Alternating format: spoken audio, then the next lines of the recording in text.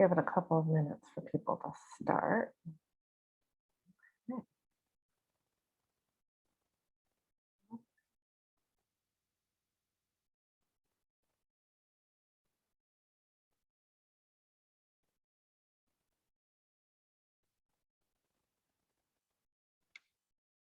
Hello, everyone, and welcome to the Data Stories presentation of the 2021 Undergraduate Research Symposium. My name is Gabrielle Hayden.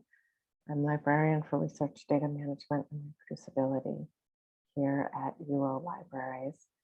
And it is my absolute pleasure to be leading this part of our program. The Data Stories presentation is an opportunity to not just highlight your research in the traditional way, but really to make the data the protagonist of your story, to talk about the opportunities and challenges posed by exploring and doing research with data of many kinds.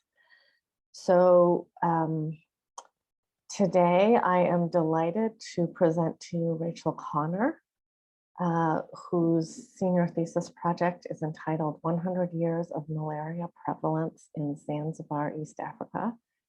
100 years is a long time, so I am really looking forward to hearing how she gathered the data for this project and how it informed her work. Thank you.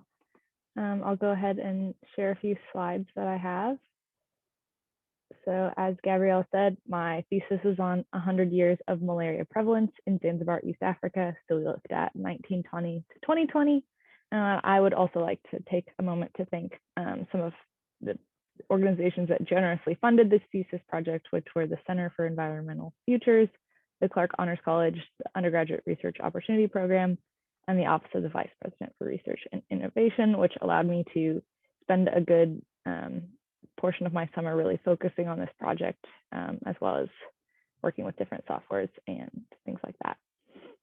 I'd also like to take a moment to thank my project team, Dr. Melissa Grayboys of the Clark Honors College and Dr. Anders Bjorkman of the Karolinska Institute.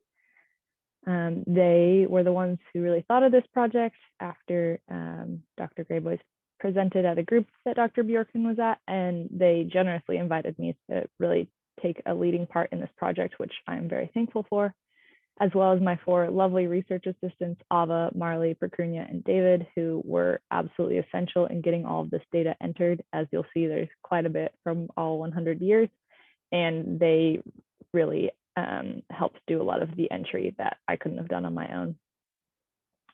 So first of all, why Zanzibar? Why did we choose this island? There's a map here on the right to kind of get you situated. And one reason is that they have excellent records of over 100 years of malaria control. Zanzibar became a British protectorate in 1890. And from then on, there were a lot of records taken by the colonial government and that were well kept. And so, although as you'll see later in the presentation, there are definitely gaps in data, this was a country that we knew we could have a lot of resources to pull from. And Zanzibar is also a place that has had both very high and low prevalence of malaria historically, has often been looked at as sort of a case study for the best case scenario of eliminating malaria in tropical Africa. And so we wanted to focus on Zanzibar and kind of be able to look even more in depth. My 2 main research questions were looking at what the prevalence of malaria was. And we decided to, as kind of our marker, look at young children in community-based surveys, which I'll go into a little bit of the decision behind that later, as well as the control measures during this period and how they affected the prevalence. And I'll be focusing on this a little bit less in this presentation, but it absolutely ties into the quantitative data that I collected to answer the first question. So first, our methods were in large part to access and review archival sources from the Zanzibar National Archives, the World Health Organization, the Zanzibar Malaria Elimination Program, and more. And this is what I spent the majority of my summer doing, was the World Health Organization, the archivists there generously were able to digitally send us some files. We were hoping to be able to go in person, but were unable to last summer. And so I spent a good chunk of my summer reviewing archival documents and pulling the relevant information from them. And because most of these archival documents have sources from before the year 2000, there was an extensive literature review done in PubMed using the keywords Zanzibar and malaria for the title and abstract to review more recent sources and pull the same sorts of information from them. And then for the quantitative data, I created a panel data set, like the one you can see part of it below. And this was sort of an interesting process for me because Dr. Bjorkman and Dr. Grabois really gave me free rein in how I wanted to set up the database. They allowed me to do that. And so I was designing it myself, and there was definitely a lot of trial and error. This is kind of an early screenshot. And so as you can see, we decided we needed the population surveyed, whether that was either community-based, like going out into the community, or patient-based, but I hadn't filled it in yet for this one because we weren't looking for that at the beginning. I also was looking at the different types of mosquitoes because that's kind of a further reach of the project that we want to look at later. But this ended up getting sort of condensed down to where I was really only looking at age, if it was patient or community based, and then the positivity rate. So there's a lot of trial and error, and the like sort of later iterations of this database definitely looked different. Here's a few examples of what I spent most of my summer looking at, screenshots and photos that were taken of these documents at the archives. As you can see, a lot of times there's a lot of description of things that are going on, which was very helpful for determining sort of what sorts of control measures were happening and how those were changing. And we're also given percentages here of positivity rates, and similarly, positivity rates from different blood surveys on the right. And so then the sort of first thing I did was then try to graph everything and sort of start to sort through it. So this is an example of only one decade of all the different information that I'd collected. And on the right, you can see from the table, it's different notes of which document I was including. And as you can see, there's definitely a range of data. There's not a super clear answer. They don't all converge on the same point, which is understandable given that different people were collecting these data. They're from different ages and locations on the island. And so in discussions with Dr. Bjorkman and Dr. Grabois, we decided that we needed to focus our search in a little bit. And because we noticed this wide range of ages and then community and patient-based information.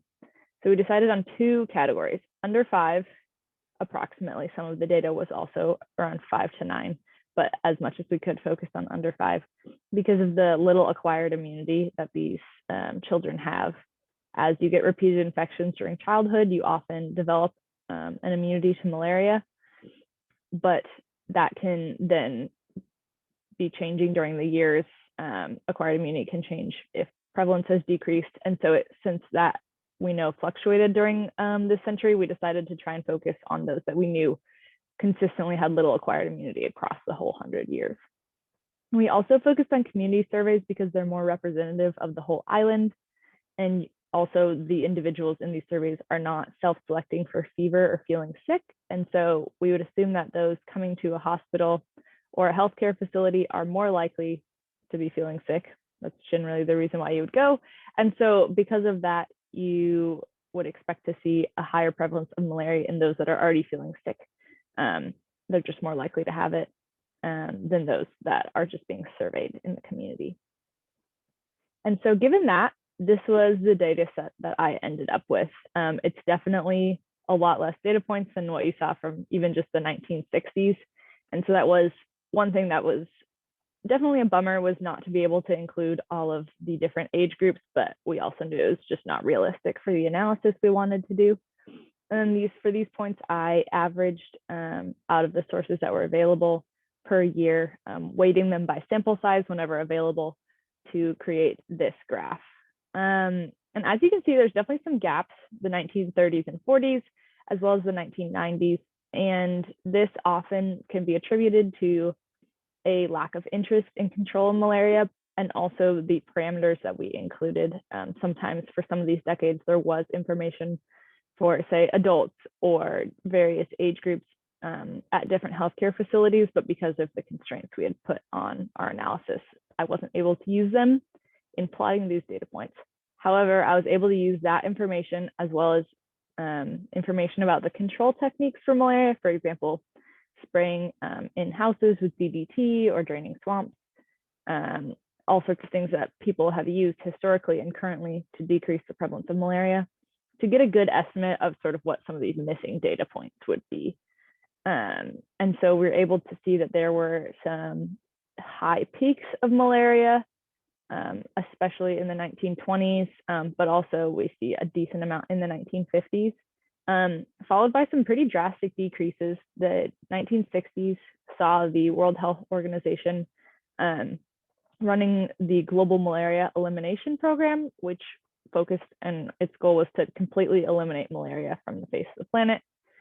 But as we know, that was not successful. And so because of that success, although there was this enormous decrease, the project was abandoned and seen as a failure. And a similar occurrence happened in the 1980s, where they attempted to decrease the prevalence of malaria. Were honestly very successful, decreasing it by about 30% in a few years, but that was not quick enough for the program goals. And so it was abandoned and was not decreased again until the 2000s with the advent of the rollback malaria program.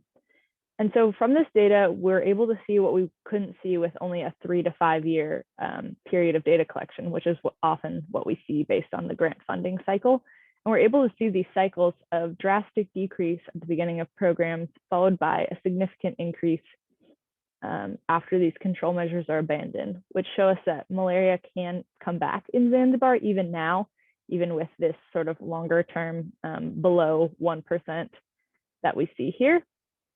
And also that funding goals and program goals need to be realistic, because for both the green and the yellow markers, we can see that there was a decrease in malaria prevalence, but because the program goals were, the expectations were much higher than what they saw, those programs were abandoned, followed by an increase, even though they were fairly successful in decreasing prevalence. And so my conclusions were both that Zanzibar can and will see a resurgence of malaria if control measures are not continued, and also that program goals need to be realistic so that they are not ended under the assumption of failure when they were actually very successful. And we could only see all of this information from looking at a larger time span rather than a shorter one. Thank you.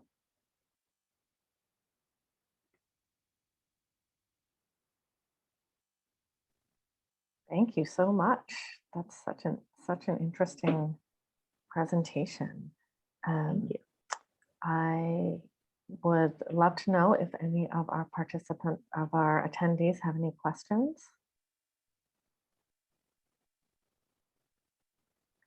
And while they're thinking about that, do you have any sense of why the, you sort of mentioned just a little bit that there was a lack of interest. Do you have any other speculations about those big gaps? It really was just when people were not paying attention, or do you think that it would be possible to track those down with more funding or more research? I think that there's a potential to track some of them down for sure. But I do think that in some years, there just was not as much of an interest. For example, one of the large gaps was the 1930s and 40s. And so I think there was some data for the 1930s of either different age groups or patient-based data that I simply couldn't include. But in the 1940s, we have World War II happening. And so there just wasn't as much of a focus. And then another gap was sort of the early 1970s, and the government of Zanzibar decided to integrate malaria prevention with the regular healthcare system. And so they just weren't looking for it or actively trying to keep track of it. And it definitely is a process to go out and track down cases or run tests. And so I think sometimes there wasn't an interest, but other times potentially they just didn't fit within the constraints of our analysis. Or honestly, unfortunately, those records just might have been lost or misplaced. Dr. Graves had a research assistant on the ground this year in Zanzibar who was finding sources that were like, people were like, oh no, we don't have an archive here. Like we don't have those documents. And then after kind of staying for a few days and asking again, they'd be like, oh, we do have this closet. And she found just like boxes of unsorted documents. And so I think there is the potential to track these down, but it would definitely continue to take funding. And the research assistant there had a lot of local knowledge, spoke the language, and was able to kind of ask. And so I think there's definitely a potential to find some more. I'm not sure exactly what they would look like, but there definitely is.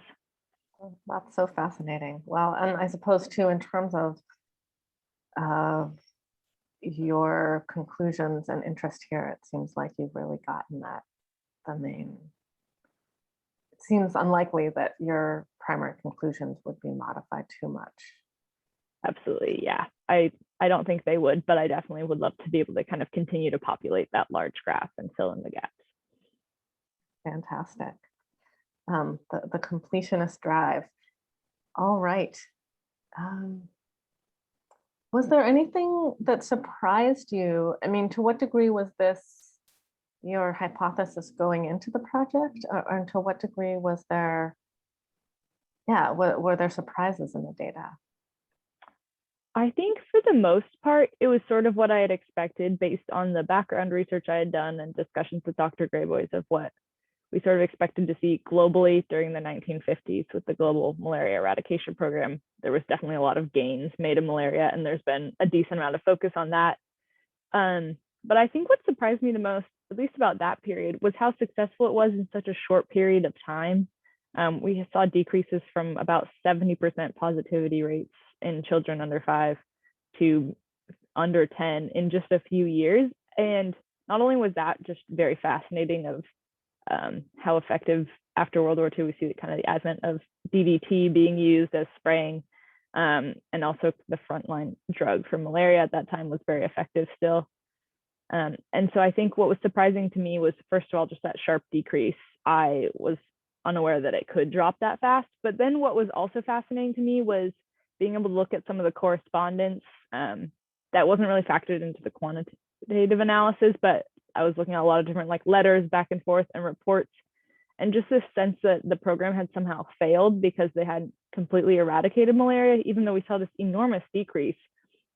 And so I was under the impression like, oh, it didn't work and it failed. They gave up because it just wasn't successful. But I thought it was interesting that under different conditions or definitions of success, that program I think should have been considered quite a success. There was these huge decreases, and it was very evident that the program was the reason for those decreases, because as soon as those control measures were ended, we saw sort of an increase back up into the 70s and 80s. So I think that was probably the most surprising part for me, was realizing that some of these programs were abandoned due to failure, but potentially from a different perspective might not have even been considered a failure, rather just not an eradication completely. Yeah, absolutely. And do you have a sense contextually of what that was about? Like, there had been malaria in the US and it was eradicated, and so that was sort of a standard, or just kind of the idealism of that period that they felt? Kind of both. There was definitely some idealism. DDT was kind of new on the scene in terms of malaria, and they had done tests, I think, in Italy and other regions where DDT was very effective and pretty much wiped out malaria. But they hadn't done any tests in tropical Africa, where the conditions are much more conducive for mosquito breeding. You've got warm temperatures, you've got all the stagnant water that's needed. And so I think there was definitely some misguided hope that this was kind of be the silver bullet to get rid of things. And so there's definitely a lot of optimism. It's kind of the advent of like global health as a whole. And so I was able to read some really interesting articles kind of discussing why this was the case. And additionally, there was concerns always of, and still a concern of, resistance to different drugs and treatments. And so the idea was that they needed to push forward and make sure that they could do this quickly.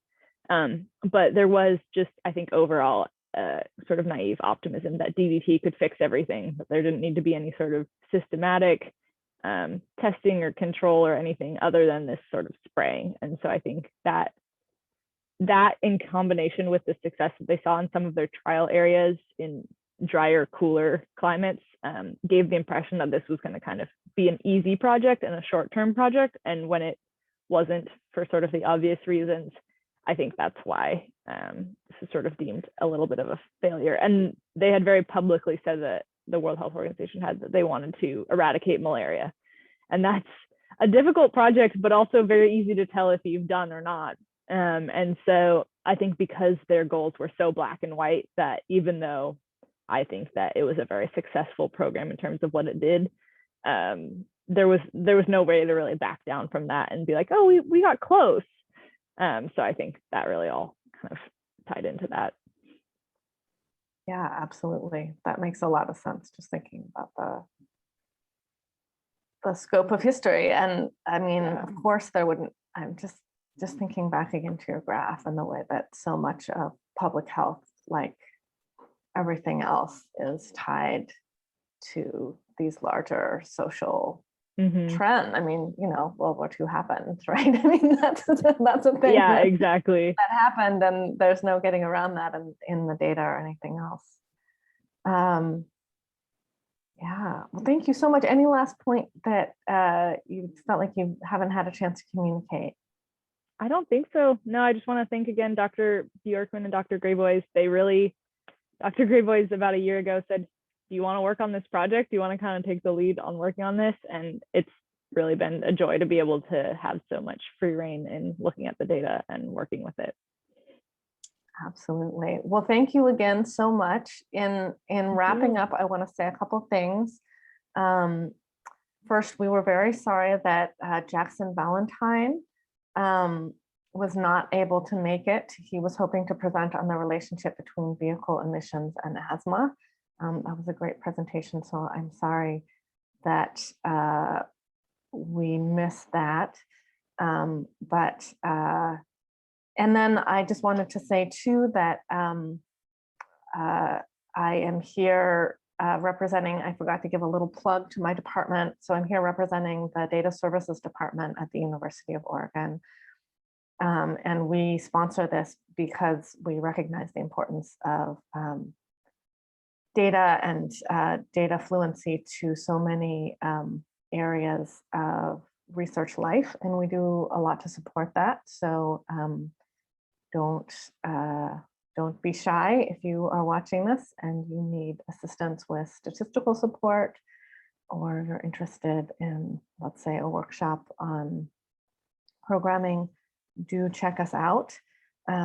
And the participants in this panel and other panels who submit their work are going to be considered for a data award, also sponsored by our department. And we're so happy to do it because we are just really excited about the wonderful work being done by researchers such as Rachel. So thank you so much for taking the time to be here and to present your work. And thank you so much to our attendees as well.